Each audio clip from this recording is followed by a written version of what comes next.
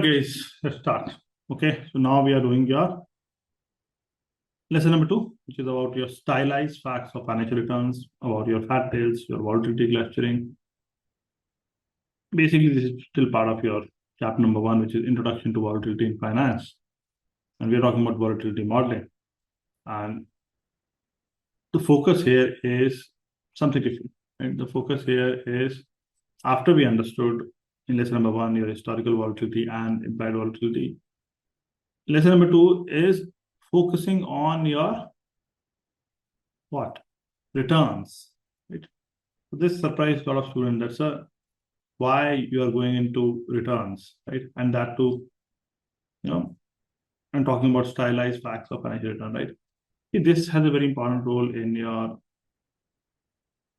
chapter of volatility modeling, because unless you understand the properties of financial returns, unless you understand what are the assumptions behind these particular models, unless you understand where these models succeed or break, you'll not be able to make sense of the models which you'll understand ahead, right?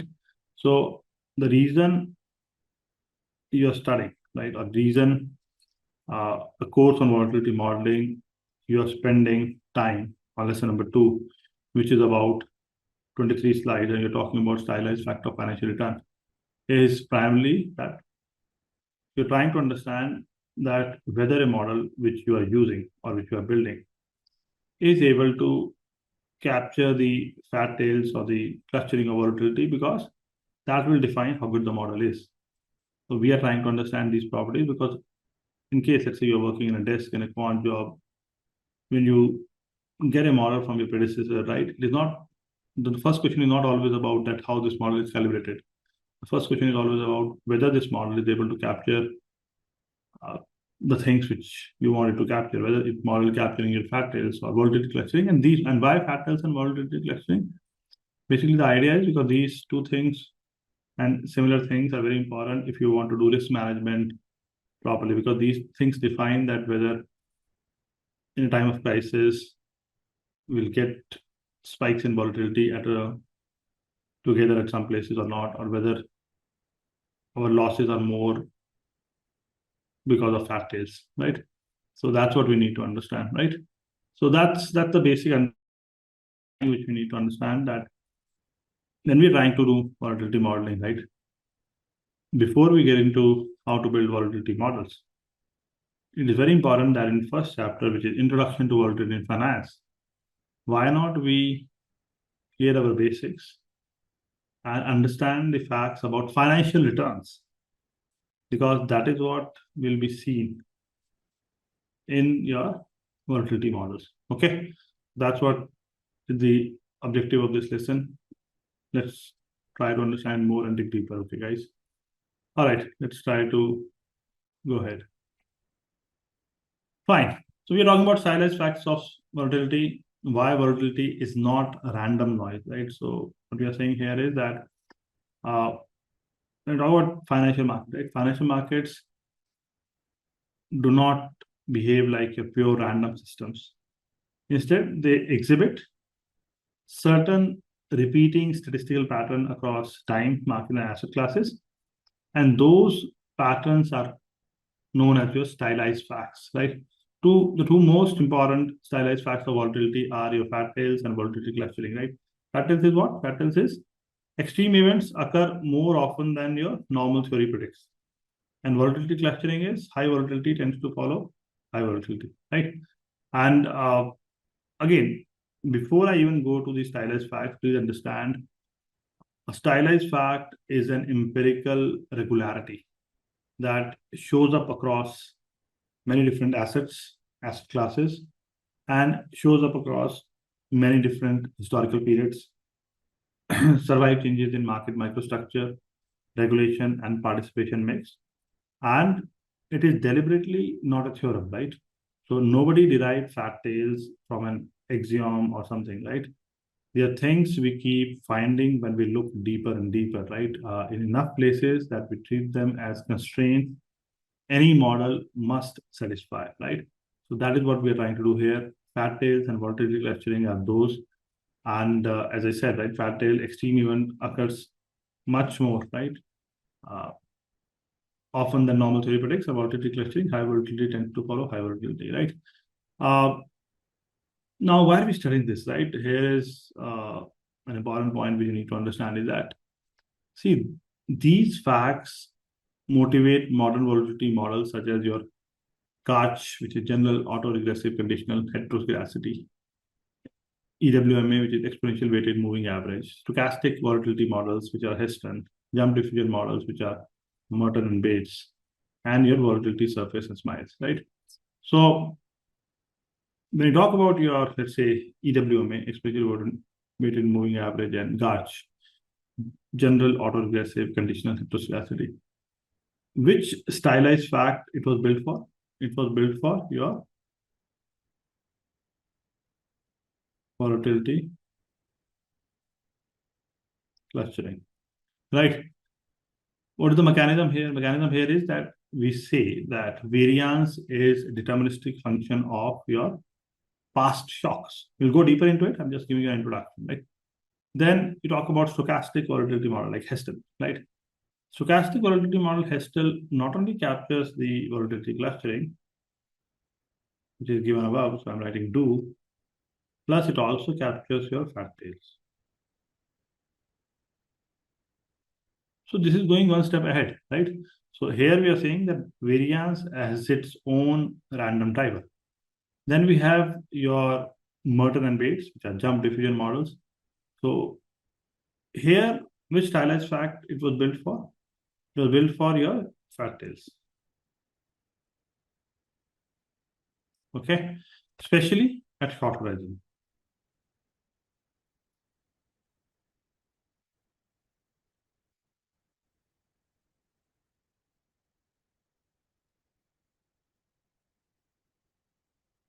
Okay, and then since it's a jump diffusion model, so there is a jump. Jump means discontinuity.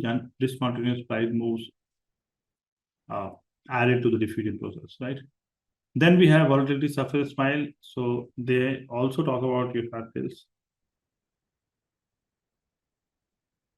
Okay, which are priced by the market.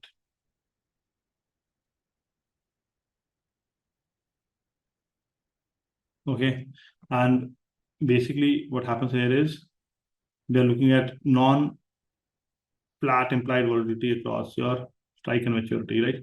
We'll go deeper in these models at the right time, but uh, the important point which comes out from here is that all of these models which are trying to build volatility are catering for stylized facts, right? GARCH and EWM is about volatility clustering, stochastic volatility models capturing volatility clustering as well as fat tails, jump diffusion models capturing fat tails, especially at short horizon, volatility surface and smile fat tails priced by the market, right?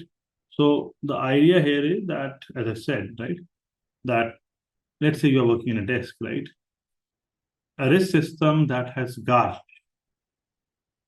and no jump or heavy tail component will forecast level of risk well in normal condition and can still get destroyed by gaps, right? So there are different failures for the different models.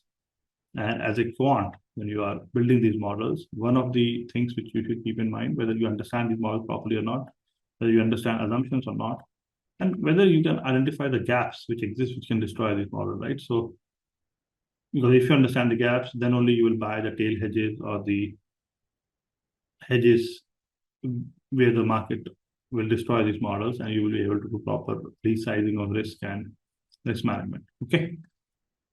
With that, we go into next part, which is about fat tails, the intuition, market moves more than normal models predict.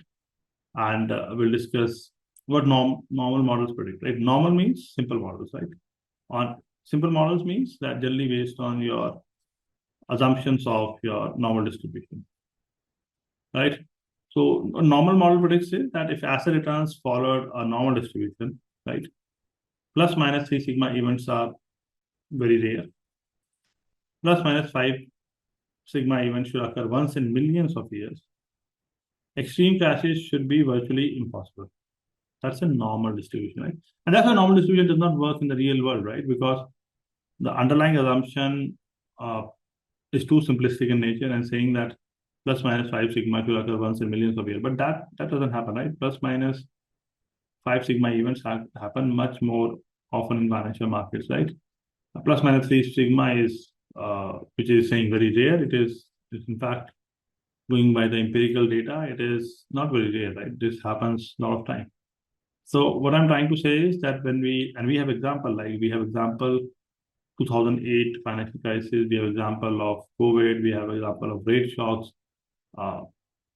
Basically, we had all these fat tails or heavy tails, fat tails also known as heavy tails, right? Where we have seen massive losses, right? So extreme market moves are structural feature of financial markets and not kind of statistical accidents. So if we base our assumption on the normal distribution, right, kind of we're kind of not understanding the basics of the financial markets, right? And before I go further, please understand that for a quant finance guy, when I say very rare, it means hundreds of years, right? That we should keep in mind. Next point is underlying assumption, right? So underlying assumption is that it's normal distribution, so it has thin tails, rapid decay of probabilities, extreme outcomes are kind of negligible, which practically speaking does not hold, right? Does not hold in the real world, right? So keep that in mind. Now, what actually markets do, which I explained, large crashes occur every few decades, sometimes years. Return exhibit extreme jumps and sharp spikes. Crisis events, cluster 2008, COVID, rate shock. Fat tails, heavy tails, extreme outcomes have much higher probability because those are not so rare. Tail decay is slow. We assume that decay will be fast, rapid decay. Risk is dominated by rare but severe events. Key financial insight is extreme market moves are a structural feature of financial market, not statistical accidents. Right? That is what we need to understand very, very clearly, right? So keep this perspective in mind, right? So you must not fall into the trap of normal distribution. Financial markets are not quantified by normal distribution. Normal distribution is the part we study because we just want to understand. We just want to understand markets in a better way. And this is the basic building block.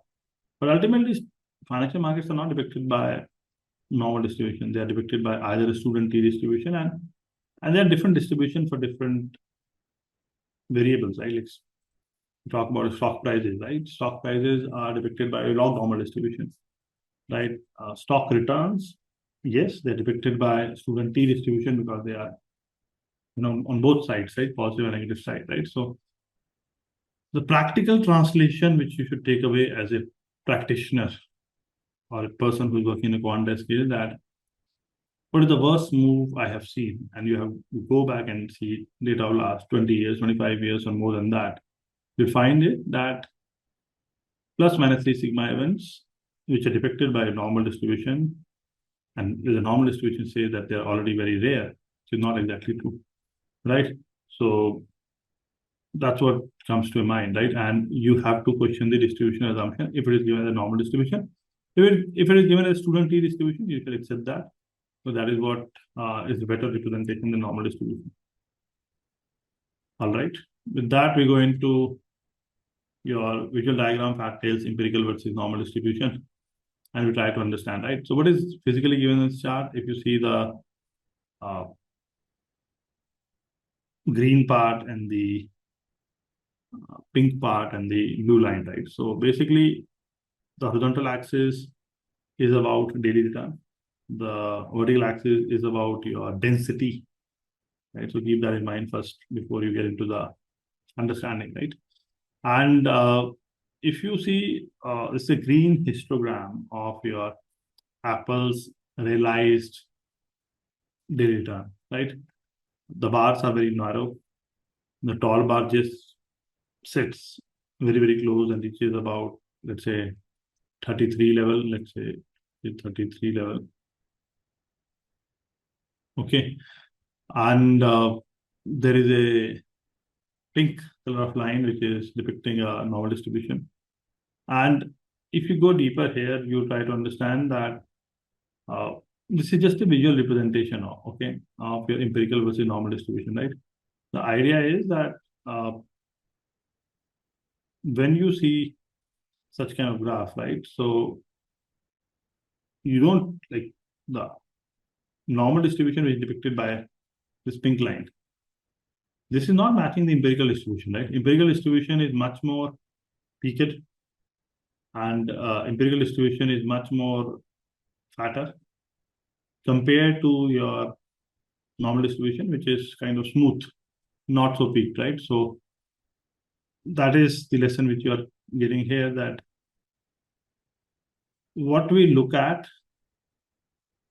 in our assumptions does not match with reality if we take the normal distribution. Right? Keep that in mind, guys, very clearly, right?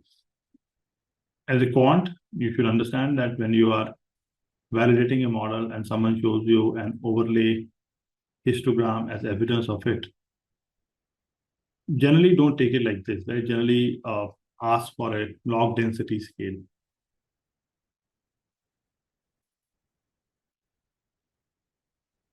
Log density scale, or ask for your QQ plot.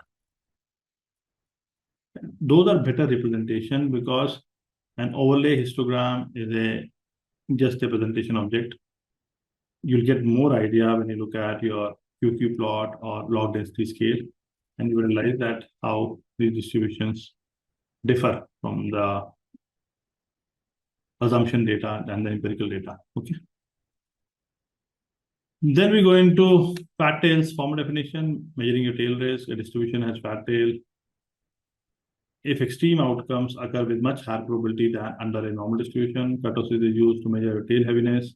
Kurtosis is formula given. So there are 4 moments of a distribution: mean, variance, skewness, and kurtosis.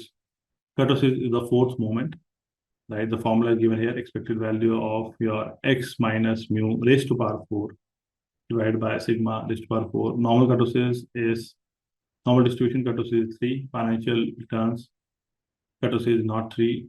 It is kurtosis greater than 3, which is leptokurtic, right? So when I say kurtosis, it is basically talking about your peakedness, right? Peakedness. So keep that in mind. And kurtosis is a very important metric, right? Kurtosis is a very important moment which helps us to understand the distribution better. So basically, moments are, when I say there are 4 moments: mean, variance, skewness, kurtosis. These 4 moments are just to understand your distribution in much better way, right? That is the logic here, right? And again, this can be found by simple calculation, or can be done by software also. So that's perfectly fine. But keep an eye on how kurtosis compares with the normal distribution, right? If your kurtosis is greater than normal distribution, it is called leptokurtic. If kurtosis is less than normal distribution, it is called your platykurtic, right? Platykurtic. Okay. And ultimately, another point which comes to students' mind is that why your fat tails and volatility clustering we are studying, right, are kind of same fact wearing 2 hats, right? Because please understand, if we are taking your another formula which is not given here, but there is a kappa is equal to variance of your z square plus 1. Z is nothing but x minus mu over sigma. Kappa equals the variance of z square plus 1, with z equals your minus mu all over sigma, right? So here kappa is the standard notation for raw kurtosis, right? This is kappa, right? Kappa is the notation for kurtosis. So we are comparing that kappa is somewhere related to variance. Variance is somewhere related to volatility clustering, right? So it's a standard version, right? And basically, without going into too much of detail, I want to just draw your interest here is that don't think that fat tails and volatility clustering are two different things, because ultimately there is a relationship between kappa and your volatility, right, which is given by this. Why volatility? Because variance uh, is nothing but your square of standard deviation. Standard deviation depicts the volatility. So that is a very, very important. Okay. I'm not going into the calculation part, but please keep in mind. And then empirical evidence, we've seen in past that S&P 500 volatility uh, lies between 8 to 15, right? FX between 7 and 10, cryptocurrency is more than 20. So this is what a student should keep in mind, that empirically also we have seen that how the kurtosis behave, right? S&P kurtosis, that is the enormous indicator, right? Enormous estimator for uncertainty. And cryptocurrency greater than 20 uh, is kind of nowadays it is coming down because moments volatility has decreased a little bit because participation is decreasing once the crypto has come down, right? But the number above 20 was earlier, right? What I'm trying to say is that asset classes evolved, right? This number above 20 was in the initial days or when the things were too volatile. Now it is less than 20, right? Keep that in mind. Large jumps and crashes occur more frequently than your Gaussian model law. Keep that in mind. Then we go to fat tails, real world example. Extreme events are not rare. So again, example 2008 financial crisis, S&P 500 fell nearly 9% in one day. A 6 sigma event under normal assumption, which was supposed to happen in millions of years, as per the normal distribution. COVID-19 March 28 trading days with greater than 5% moves in 3 weeks, which is supposed to happen again in millions of years. S&P shock 2015, Euro, Swiss franc moved 30% in minutes. Extremely rare movement. Such events require models that allow non-Gaussian distribution, tail risk, jumps, or stochastic volatility, right? So 3 episodes which are listed here were absolutely rare as per the normal distribution, but that they happened in a very short span of time, right? Which shows you that the normal assumption doesn't matter, right? Ultimately, as a quant, right, you should always ask that how extreme was this move related to the market's long-run behavior, and if you are getting an answer, you should also figure out which distribution it is, and but it tells you whether the Gaussian model is adequate over the life cycle or not. How extreme was this move related to yesterday's market state? That's the conditional kind of information we want, and whether a risk model is able to capture that or not, right? So COVID example, S&P shock, financial crisis are all built on, or all examples, right, which are depicting that what the assumption of the normal distribution have, that doesn't stand anywhere closer to the real world, right? So please keep that in mind, right? Okay. When you're working in a desk in a quant finance role, please understand that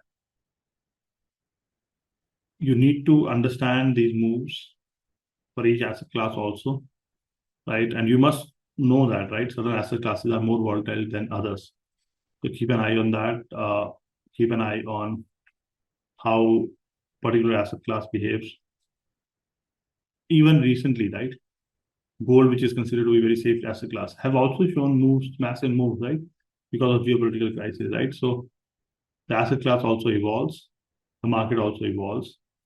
And the overall perspective here is that fat tails is a very common phenomena, not restricted to any particular asset class, but restricted to the whole market. And as a student, you must understand that don't just keep in mind that one particular asset class is more safer than another.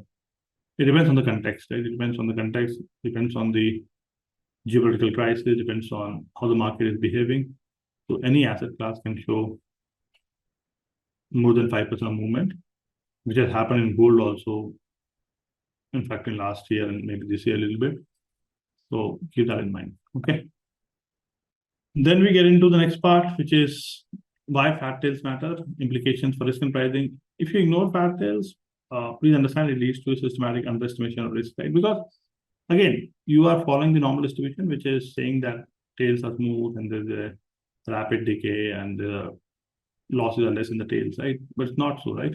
Black-Scholes underprice extreme option payoff, right? Why Black-Scholes take as your the volatility is static, which in real world is not static, right? Normal war again is based on assumption that the volatility is static, is not changing, etc. Underestimates your capital requirement. Portfolio war or portfolio appears safer than they actually are. So the point here is that if you go by a simplistic assumption of normal distribution, right, you are misreading, right? You are misreading the entire plot of your financial world, right? You cannot base your assumption on that the markets are simple and markets are can simply be defined by your one of the most simple normal distribution, right? Pardon my drawing, guys, it is not coming out properly, right? But idea is a smooth curve which has your thin tails. A smooth curve which has your thin tails, that is what I'm trying to depict. And that's a very simplistic assumption, which is not true. In your real world, when you think about Black-Scholes, it is underpricing extreme payoff uh, because it is taking static volatility, it is static risk. Normal war also, you are considering normal distribution. Portfolio war or portfolio appears safer than actually are. Regulatory impact is when you look at a Basel III FRTB explicitly account for tail risk, right? So this is where regulator comes in, right? Because regulator has seen this happening multiple times, whether it has happened in the financial crisis or other times, that you can't go by just your normal distribution, right? So Basel III FRTB actually explicitly account for tail risk. This has happened after the financial crisis. Stress testing focus on extreme scenario. Again, it's part of your qualitative risk management. The key insight here is that fat tails is central to modern risk management, which a student should keep in mind, right? Very, very important. Okay. Don't ignore these things, guys, because anyone who has ignored these things have suffered massive losses when their financial distress has happened. They're not things which happen regularly day to day. But whenever these massive moves happen, they blow off the accounts, right? So as a student of risk management, as a student of quant finance, when you're dealing with leverage, when you're dealing with multiple accounts or massive amounts, and your actions are based on speed and assumptions and faster payoffs, right? You cannot ignore these because if things go wrong, you'll not be able to control it, right? So FRTB chooses 97.5% expected shortfall deliberate design because that's what accounts for kind of tail risk, right? So that's the important thing, right? We're not going deeper into FRTB here. FRTB is fundamental review of trading book, right? But FRTB is a regulation or a set of rules specially established for market risk, and they have set 97.5% expected shortfall as a design choice in your calculation of risk management, right? So please understand that as well. And we talk about Basel 3, FRTB is part of Basel 3 and Basel 3.1. Okay. Stress testing is a qualitative way. We are looking at extreme scenarios and portfolios, as I told, right? It appears safer because taking normal distribution, which is not a correct way to represent, better way to represent the student distribution. And don't assume that the losses will be very symmetrical and there will be no skewness and no kurtosis, etc. Right? Remember that part. Then we go to volatility clustering, intuition. Volatility comes in clusters. Very, very important. Market behave like weather system. Calm periods remain calm. Storms arrive in cluster. This persistence of high or low volatility is known as volatility clustering. Key observation is returns themselves look random. Magnitudes of returns are kind of persistent, right? Again, the point is that when you look at your volatility, right? Volatility is not, especially in the financial market, right? But has been seen that volatility cluster, especially when the financial disaster happen, you will see extreme high volatility, like in a certain period of time. Let's say it was 2008 or 2019, right? Financial crisis, COVID time, it was very high. And thereafter, there are periods which are very smooth also, right? So a smooth period is followed by a smooth period, and a volatile period is followed by a volatile period, right? That's the volatility clustering. And since you're trying to understand the market returns and you're trying to understand or build volatility models there, you must understand this particular property of volatility, because cluster information is quite important, right? When you get a cluster information, that shows that there's stress in the system, right? You are able to evaluate system's robustness if system is able to stand up for that volatility which is cluster, right? And you get feedback through your positions, whatever positions you have, right? So remember that, right? Remember this part very clearly. And if you look at the desk part, right here, that how does the quant finance work here? Let's see. The objective of seeing this as a market, or objective of seeing this as whether systems are similar to market, is that it tells you that we have to have a volatility targeting, right? And a quant desk will always try to understand the underlying regime of volatility, and will try to have justification for volatility targeting, for dynamic position sizing, for practice of your scaling your risk limits, and realize volatility window. All these things you need to keep in mind, because if you don't keep this in mind and volatility spikes up or volatility goes beyond your calculation, the models, right? If volatility is much more what you have expected, right? Your positions will blow off, right? That's the intuition you need to take away. Then we go into volatility clustering, which is formal observation, statistical evidence from financial time series. So let R sub t denote the asset return at time t. Empirical stylized fact is given by a very interesting equation, that correlation of R sub t comma R sub t minus k is equal to 0, right? So, and then it also says that correlation of R sub t square comma R sub t square t minus k greater than 0, right? So what is the interpretation here? That raw returns show little to no correlation or little to no linear dependence across time. So this is what we are saying, there is no linear dependence across time.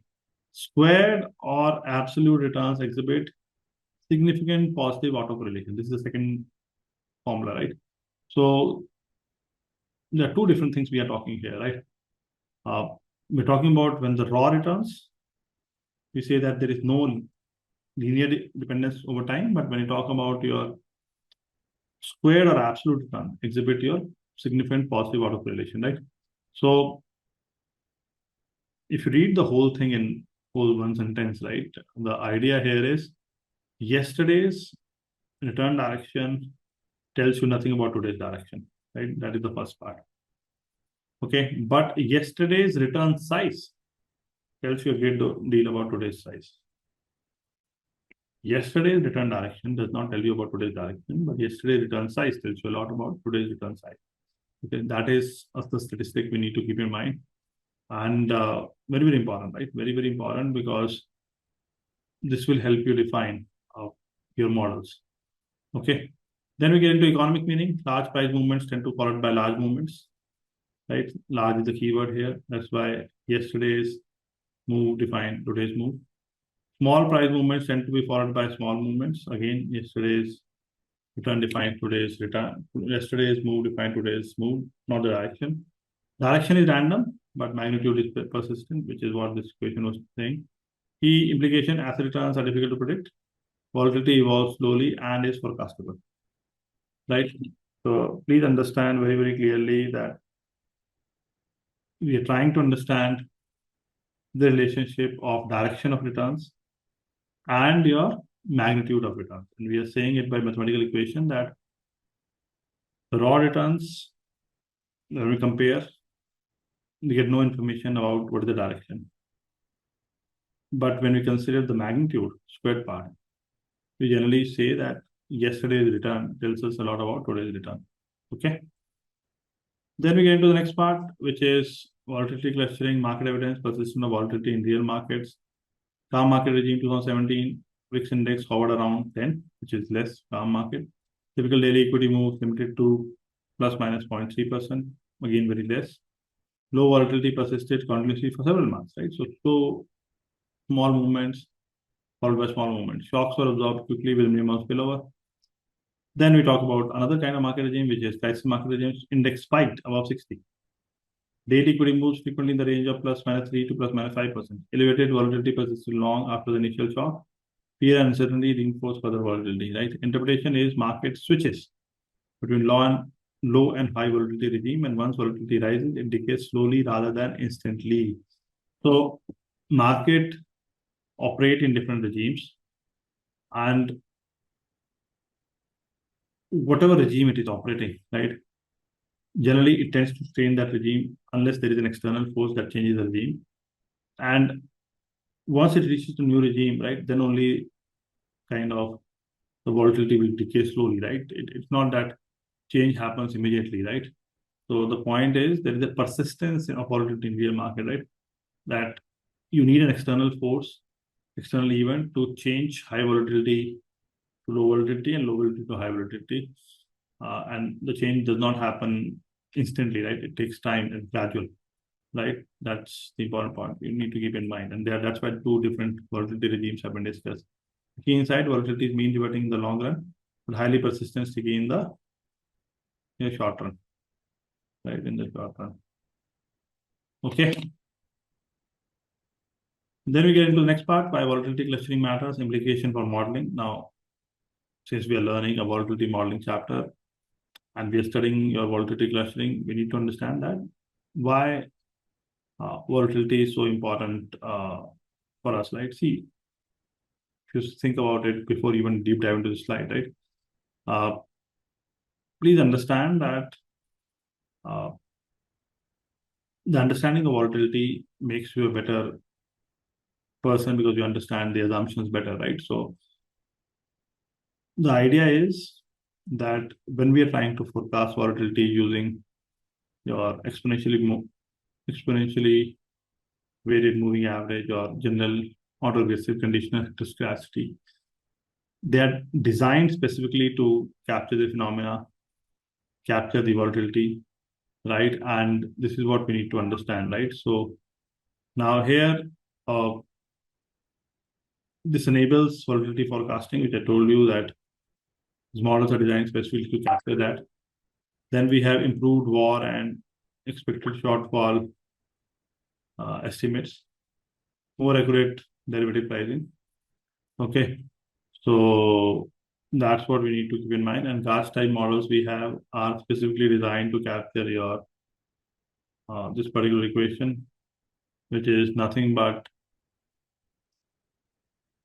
sigma square sub t is equal to alpha sub 0 plus alpha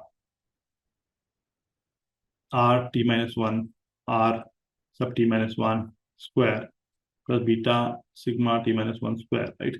So what is happening in your Gauss type model, right? What is happening in Gauss type model? We are talking about, see, when I say today's volatility dependent on alpha naught, right? Which is a variable, common or static variable. Then we have alpha, and then we are saying it is dependent on r square, which is not sigma, right? It is return, the square of the return of the previous period. Plus I am saying beta of volatility of the previous period. Right? Somewhere we are saying that your alpha, right, and beta are different variables, but sigma square, right? Sigma square, today's volatility is dependent on previous day's return as well as previous day's volatility, right? So that is what we need to keep in mind, right? So Gauss has a lot of things, there is certain relationship between Gaussians and etc.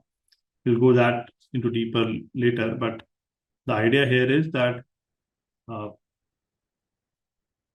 it is also written like this, right? Sigma square is equal to alpha naught 1 minus alpha beta, right? So what the model implies about the long run is that the long run average is given by alpha naught 1 minus alpha minus beta, right? Sigma bar squared equals alpha sub 0 divided by the quantity 1 minus alpha minus beta, right?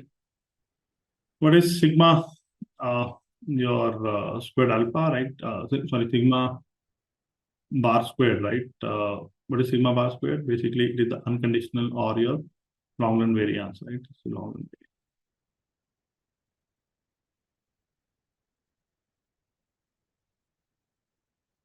Okay. But the idea here is that when you look at volatility clustering, they are trying to enable volatility forecasting, EWMA gauge. They are used for improved VAR and expected shortfall estimates because obviously if your volatility is being captured, right, VAR and expected shortfall are for calculation the maximum loss which will suffer in a particular scenario, right? Or expected shortfall talks about the average loss which will make in the tail. And your derivatives will be more accurately priced because derivatives, especially out of money options, are dependent on what will be the prediction for volatility. So if you are able to build a better model, right, and you are able to capture volatility clustering, you're capturing those things which are difficult to model, and definitely you're able to understand that how derivative will behave in a certain environment, right? So key insight is volatility is dynamic, not constant. So remember that. And since volatility is dynamic, not constant, you should be ready to incorporate volatility clustering in your calculation. And if you incorporate volatility clustering in your model, you will get, and how will you do it? You will get it by, or you will do it by using GARCH or EWM model. And once you do it by using GARCH or EWM model, we capture your volatility clustering. You are able to get improved VAR expected shortfall estimate, and you are able to do more accurate derivative pricing. Okay. Then we get into combined impact on volatility modeling, why modern volatility models exist.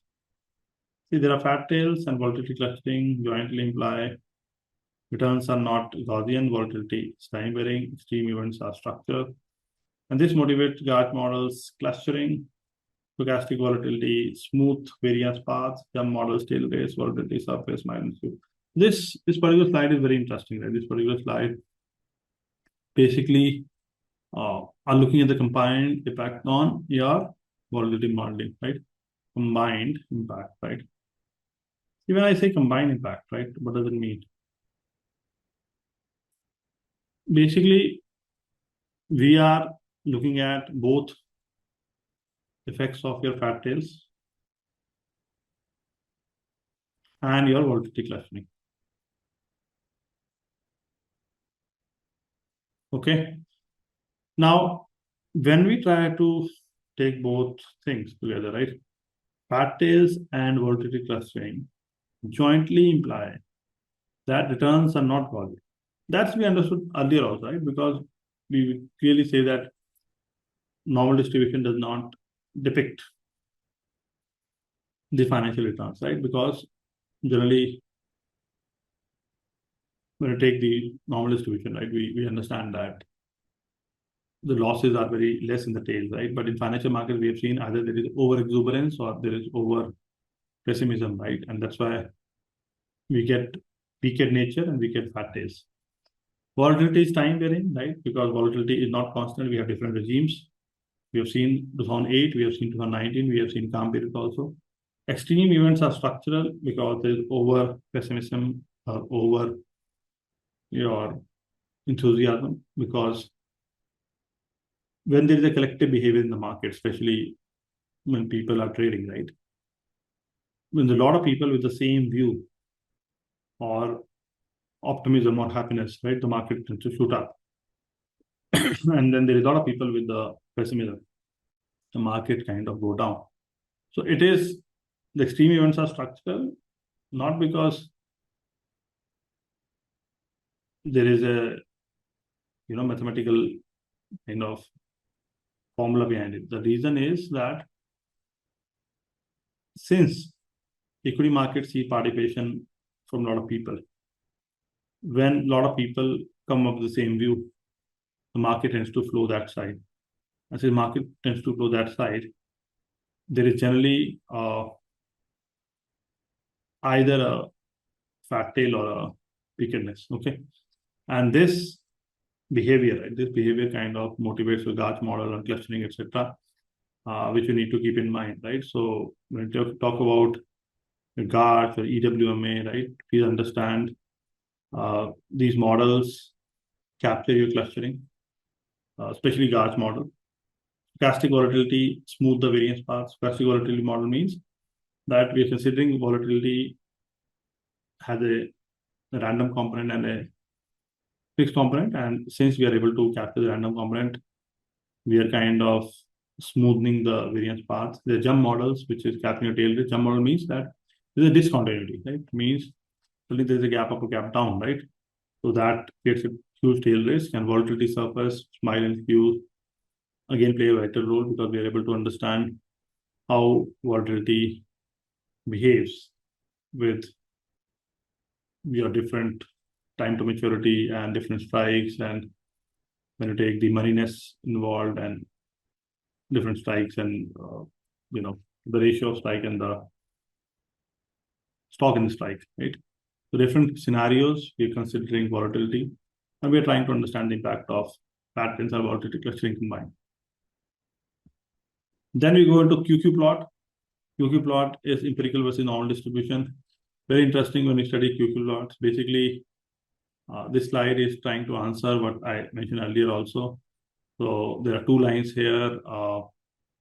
One is your horizontal axis, and one is vertical axis, empirical quantities and theoretical normal quantities.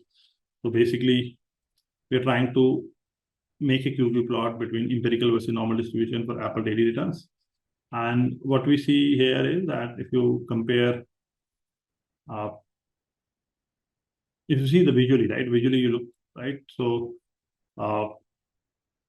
what you need to understand is that what a single point means here, right? Basically interpret any of them, right? Each coordinate is basically a value at the standard normal should take at a given percentile, right? So if you look at the middle, right? You look at the middle, it is matching the red dotted line, right? But if you go ahead, right, here and here, right, it is deviating from the dotted line, right? So what is happening here is that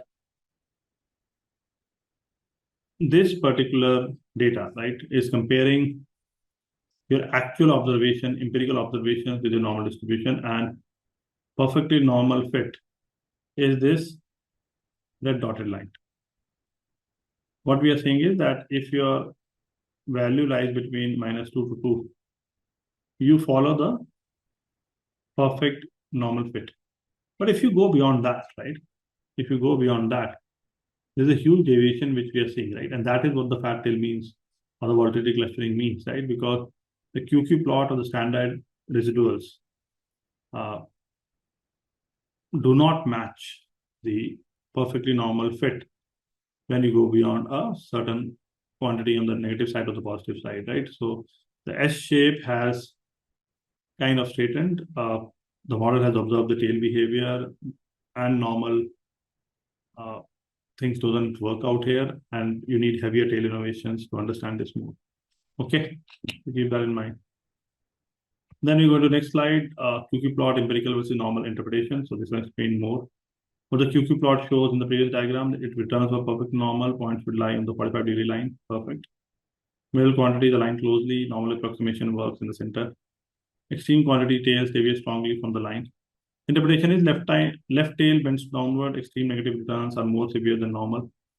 Right tail bends upward, right? Extreme positive returns are larger than normal. This curvature indicates fat tails or excess kurtosis. So QQ plot is a visual confirmation that there is a fat tail. Risk implication, normal distribution, underestimate your tail risk.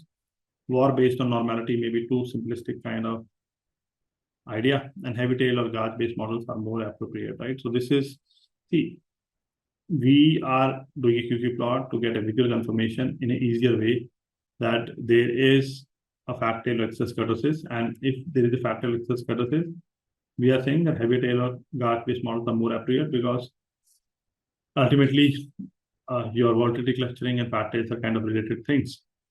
And better model to use would be guards or heavy tail, right? So financial returns are not Gaussian, tail risk is structurally higher. That is what we are trying to understand in the whole chapter. Now we have volatility clustering in financial market, empirical evidence, raw returns versus squared returns. You see, when we take raw returns versus squared return, right? So what is we need to understand here? Daily returns over time of S&P, right? You see the spikes, right? You see the spike. Squared returns over time or Apple volatility clustering. So that is in the next slide. It is not clear here, guys, but I'll explain you. All right. Here you have your ACF of returns expected near zero and ACF of square return expected persistent autocorrelation, right? So ACF is autocorrelation factor, right? So basically we are looking at how much is the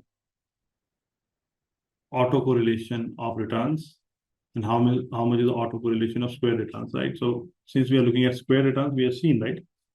This is what we discussed earlier also, right? That square returns gives us and tells us that if yesterday's returns are affecting today's square return or not. So when we see the square return, we see that there is a expected persistent autocorrelation when we look at only the returns, right? So this is only returns. This is your square returns, right?